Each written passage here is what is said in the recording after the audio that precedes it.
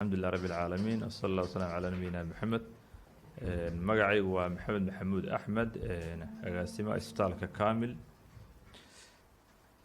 xaafadda Oodweyne ee degmada Dayniile. shirkadda deegaan dhowr markaan isbitaalka dib u furnay oo isla markiiba horaan iskala shaqo bilownay alxamdulillaah. shirkadda deegaan dhowr oo shaqo wadaagnahay waxaan uga mahad celinaynaa si guud adeega nadaafadda ay bulshada u hayaan, gaar ahaan daryeelka nadaafadda ee goobaha caafimaadka oo shaqo wadaag ka nahay. shirkaddu waxay ku amaanan tahay inay leedahay shaqaale u tababaran shaqadooda yaqaanana waxay qabanayaan.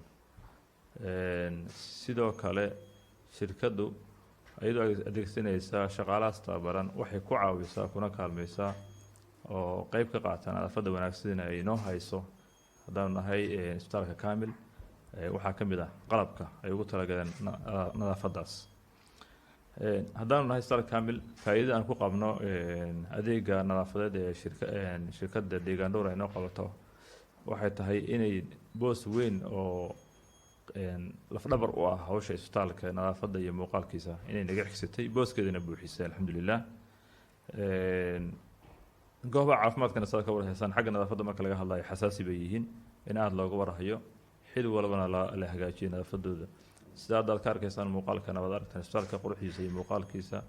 waxaan arrintaas tabantaabiyo qayb ka qaatan uguna mahad celinaynaa waa shirkadda deegaan dhowr. shirkadda waxaanu leenahay horumar wanaagsan iyo shaqo gudasho wanaagsan insha Allah tacaala. aad baad mahadsan.